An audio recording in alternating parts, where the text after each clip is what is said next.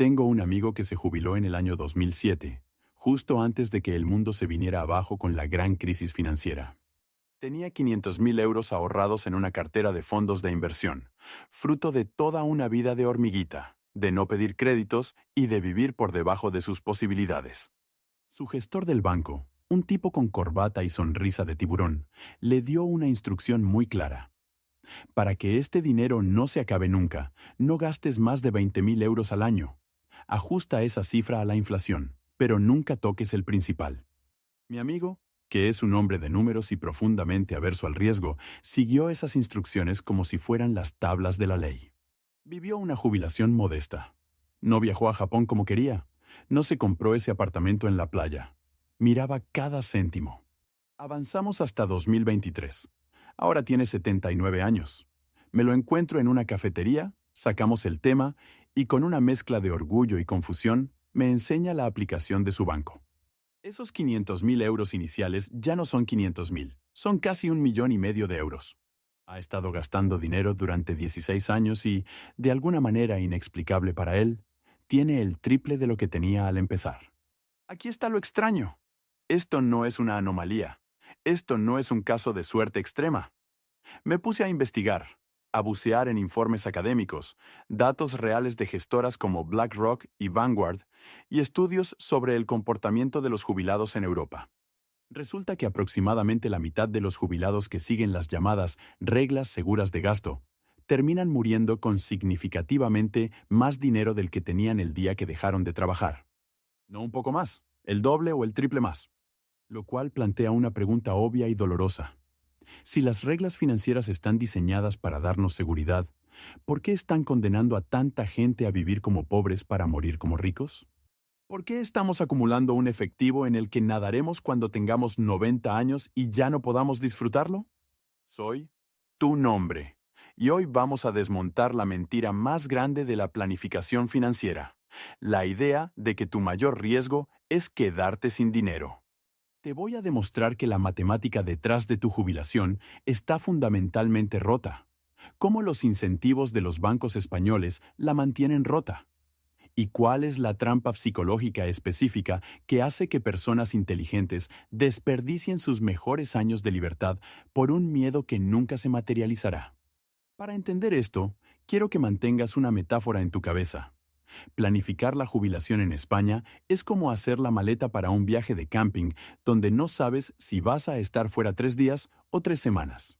La regla tradicional es ese tipo paranoico que lleva 47 latas de comida, 6 tiendas de campaña y 3 sistemas de filtrado de agua porque leyó una noticia de alguien que se perdió en el monte en 1926. Sí, sobrevivirá. Pero va a pasar el viaje siendo miserable, cargando con un peso brutal en la espalda, cuando con una mochila ligera habría estado bien el 99% del tiempo. El origen de este miedo tiene un nombre: la regla del 4%. Esta regla fue inventada por un asesor financiero llamado William Bengen en 1994. Su pregunta era simple: ¿cuál es el porcentaje máximo que alguien puede retirar de su cartera cada año, ajustado a la inflación, y tener la certeza absoluta de que nunca se quedará a cero en 30 años? Su respuesta fue el 4%. Pero aquí está lo que nadie te cuenta, y menos tu director de sucursal bancaria. Ese número del 4% fue diseñado para el escenario apocalíptico absoluto. Benjen diseñó la regla para la persona que tuvo la mala suerte histórica de jubilarse justo antes del crack del 29 o justo antes de la crisis del petróleo de los 70.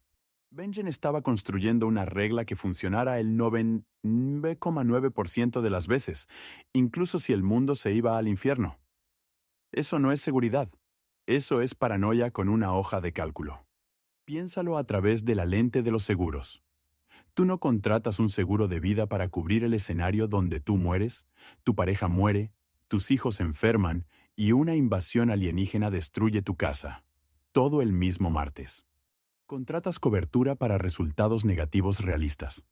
Pero la planificación de la jubilación ha convencido a toda una generación de europeos de que deben asegurarse contra asteroides financieros que, estadísticamente, casi nunca ocurren. Ahora, probablemente estés pensando, vale, pero en España somos conservadores. ¿No es mejor prevenir que curar? ¿No es mejor tener de más que de menos? Aquí es donde entra la psicología, y donde el cerebro humano nos juega una mala pasada llamada descuento hiperbólico inverso. Los seres humanos somos muy malos valorando las experiencias futuras. Estamos tan aterrorizados de quedarnos sin dinero a los 85 años, cuando probablemente estemos viendo la tele en el sofá, que sacrificamos experiencias reales a los 65, cuando todavía tenemos salud, energía y curiosidad. La ironía es trágica. La mayoría de las personas tienen su mejor salud, su mayor movilidad y su mayor capacidad de disfrute en la primera década de su jubilación. Es lo que se llaman los años go-go. Es cuando todavía puedes subir al Machu Picchu, cuando puedes pasear por París sin que te duelan las rodillas, cuando tienes energía para aprender a pintar o montar un huerto. Pero las reglas financieras tradicionales te mantienen contando céntimos durante tus años de mayor calidad debido a un escenario teórico malo que podría ocurrir dentro de 3 décadas. Déjame contarte sobre un antiguo compañero de trabajo. Llamémosle Luis el del Excel. Este hombre tenía una cartera de 400.000 euros más su pensión pública máxima. Ejecutaba simulaciones de Montecarlo semanalmente. No estoy exagerando. Semanalmente. Ajustaba su presupuesto del Mercadona basándose en si el IBEX 35 había subido o bajado ese mes. Quería una tasa de éxito del 100% en su plan de jubilación. ¿Sabes qué pasó? Murió a los 71 años. Cáncer de páncreas, fulminante. Nunca hizo el viaje a los fiordos noruegos que tenía de fondo de pantalla en el ordenador. Sus hijos heredaron casi todo su patrimonio intacto, más la plusvalía. Luis optimizó su vida para durar 100 años y solo obtuvo 71. Eso no es planificación financiera exitosa. Eso es morir rico y vivir pobre. Y aquí es donde los datos se ponen realmente interesantes, porque esto no es solo una anécdota triste. Hay investigaciones académicas serias sobre esto. Michael Kitces, uno de los líderes de pensamiento más respetados en planificación financiera global, analizó las tasas de retiro históricas. Miró periodos de 30 años retrocediendo hasta 1870. ¿Sabes lo que encontró?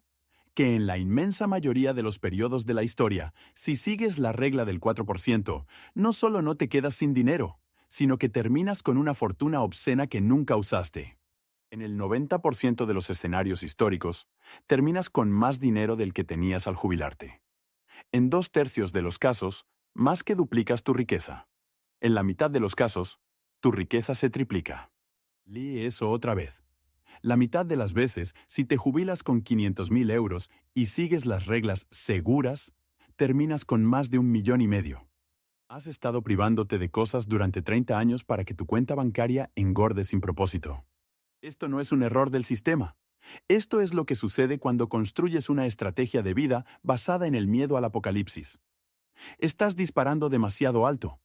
Ahora, aquí está el truco sucio. La industria financiera sabe esto. Los bancos españoles lo saben. Las gestoras de fondos lo saben. BlackRock publicó un informe analizando cuentas reales de jubilados. Encontraron que, tras 18 años de jubilación, el 40% de los jubilados todavía tenían el 100% o más de su capital original. Básicamente, casi la mitad de la gente no estaba tocando su dinero. Vivían de los intereses, de los dividendos y de la pensión pública, viendo cómo la pila de dinero crecía. ¿Por qué tu asesor del banco no te dice esto? ¿Por qué te dicen que seas conservador, que no gastes el principal? Aquí es donde los incentivos se vuelven fascinantes y perversos. Los asesores financieros y los bancos ganan dinero de 2 formas. O bien te cobran un porcentaje sobre el dinero que gestionan, o bien ganan comisiones por los productos que tienes contratados. Si tienes 1,000,000 de euros en fondos del banco, el banco gana, digamos, un 1% o 1,5% en comisiones ocultas al año. Esos son 15.000 euros anuales para el banco. Si tú decides gastar ese dinero agresivamente para disfrutar de tu vida y tu cartera baja a 500.000 euros, el banco ahora solo gana 7.500 euros. Sus ingresos se han reducido a la mitad. ¿Ves el problema? El interés financiero de tu banco es diametralmente opuesto a que tú gastes tu dinero. Están incentivados para mantenerte asustado, para mantenerte conservador, para que esa pila de dinero siga siendo grande para que su comisión siga siendo grande. No digo que los directores de bancos sean malas personas, pero el modelo de negocio tiene un conflicto estructural. Es como preguntarle a un agente inmobiliario si es un buen momento para vender. La respuesta siempre será sí. Los bancos cobran cuando el dinero se queda quieto.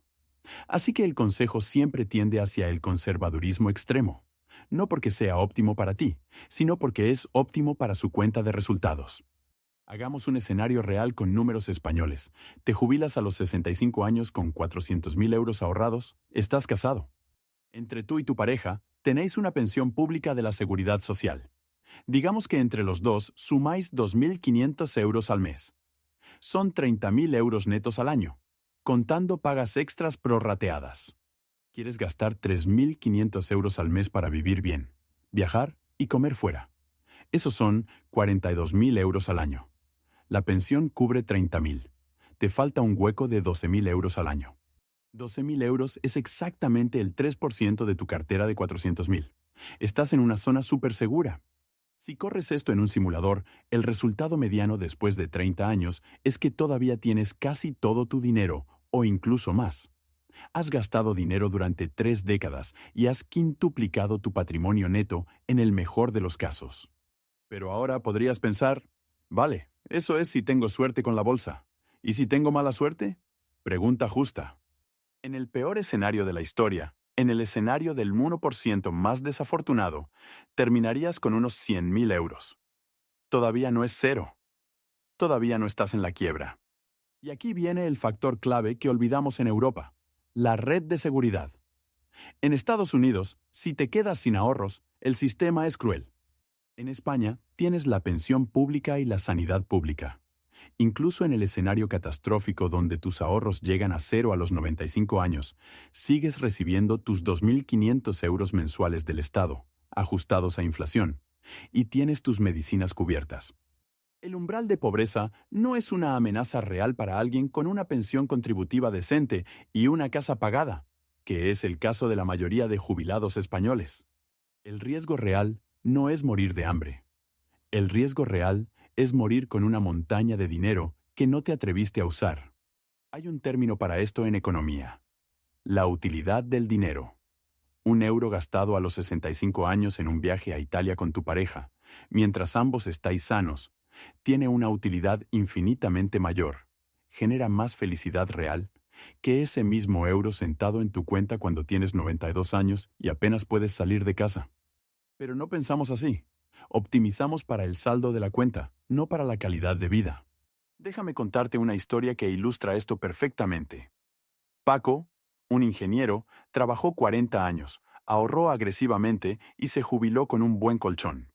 Su sueño era comprarse una pequeña autocaravana y recorrer la costa de Portugal y el norte de España. La autocaravana costaba 50.000 euros. Su asesor le dijo que era imprudente, que debía esperar unos años, ver cómo se comportaba la inflación, asegurarse de que el capital no bajaba. Paco esperó. 3 años después, a su mujer le diagnosticaron Parkinson. Ya no podía viajar en autocaravana de forma segura. La ventana se cerró.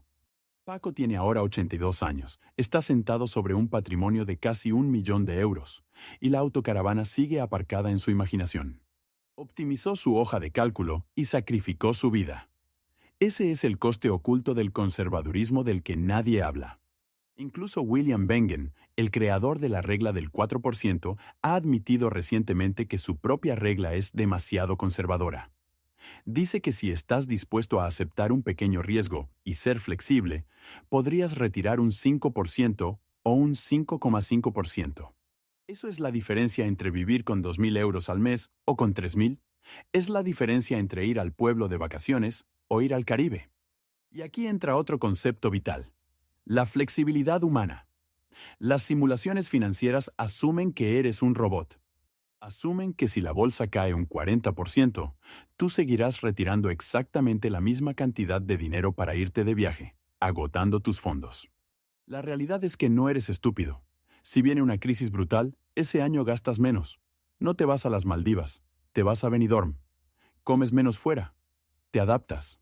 Esa capacidad de adaptación elimina casi todo el riesgo de quiebra. Además, el gasto en la jubilación no es lineal. Sigue una curva en forma de sonrisa. Gastas mucho en la primera década. Viajes, ocio. Gastas mucho menos en la segunda década, los 75-85 años, porque te cansas más y tu vida se vuelve más doméstica. Y luego gastas algo más al final en cuidados médicos o dependencia. Pero las reglas tradicionales asumen que gastarás lo mismo a los 65 que a los 95. Es un modelo perezoso e incorrecto. Quiero proponerte un marco diferente. La planificación de la jubilación debería basarse en la minimización del arrepentimiento, no en la maximización del patrimonio. ¿Qué te va a causar más arrepentimiento? Opción A. Bajar tu patrimonio a la mitad a los 85 años, pero haber gastado tus años saludables haciendo todo lo que soñabas. Opción B. Morir con la cuenta bancaria llena y una lista de cosas que nunca hiciste, hobbies que nunca empezaste y experiencias que postergaste por miedo. Para la mayoría de la gente, la segunda opción es una tragedia, pero es la opción hacia la que la industria te empuja. Hay una parábola sobre dos agricultores. Ambos tienen 100 hectáreas.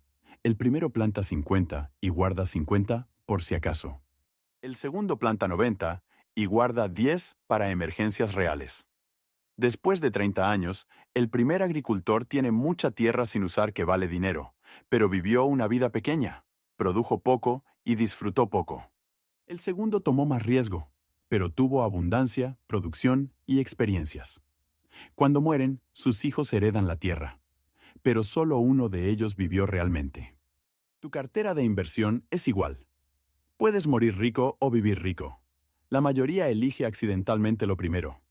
La industria financiera te dirá que esto es imprudente. Te señalarán el riesgo de secuencia de retornos, que es el término técnico para tener mala suerte y jubilarte justo antes de un crash bursátil.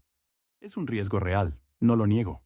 Pero la solución no es pasar 40 años siendo un tacaño. La solución es tener una estrategia flexible. Y aquí hay otro truco psicológico que tu cerebro te juega, el efecto de dotación. Una vez que tienes el dinero, lo valoras más que las cosas que podría comprar. Ver 400.000 euros en la cuenta se siente seguro y concreto. Las experiencias que ese dinero podría comprar se sienten abstractas y efímeras, así que te aferras al número. Es una adaptación evolutiva de cuando la escasez era la norma y no había seguridad social. Pero no vives en una cueva. Vives en un estado de bienestar europeo. Tengo una amiga enfermera de cuidados paliativos. Le pregunté una vez si la gente en su lecho de muerte se arrepiente de haber gastado demasiado dinero.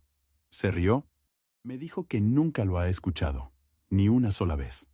Lo que escucha constantemente es arrepentimiento por no haber viajado más, no haber tomado riesgos, no haber disfrutado cuando podían. La gente que gastó su dinero en experiencias cuenta historias, sonríe, está en paz. La gente que lo guardó todo está amargada. Sienten que desperdiciaron sus años buenos preparándose para un futuro que, al final, no requería tanto blindaje. Para ser claros, no te estoy diciendo que te fundas todo tu dinero en el casino el primer día de jubilación. Hay un punto medio entre ser un insensato y ser un paranoico. Pero en España, pecamos de paranoicos. Pecamos de querer dejarles a los hijos un piso pagado y una cuenta llena, cuando nuestros hijos probablemente heredarán cuando ellos mismos tengan 60 años y ya no necesiten tanto el dinero. Morir con cero, o cerca de cero, es una filosofía mucho más racional. Darle el dinero a tus hijos cuando tienen 30 años y lo necesitan para comprar una casa o emprender, en lugar de cuando tienen 60, y gastar el resto en tu propia vida. Así que aquí tienes 3 conclusiones prácticas para llevarte hoy. Reconoce tu red de seguridad real. Si tienes pensión pública y sanidad pública, tu suelo es mucho más alto de lo que crees. Tu cartera de inversión es para la calidad de vida, no para la supervivencia. Gástala. Haz tus propios números.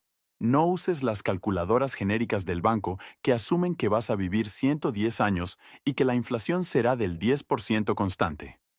Busca simuladores realistas. Descubrirás que retirar un 5% o un 6% es mucho más seguro de lo que te dicen. Construye flexibilidad. Haz un pacto contigo mismo. Si la bolsa va bien, este año hacemos el viaje grande. Si la bolsa cae, este año nos quedamos en España y gastamos menos. Ese simple cambio psicológico elimina la mayoría de los riesgos y te permite disfrutar sin culpa.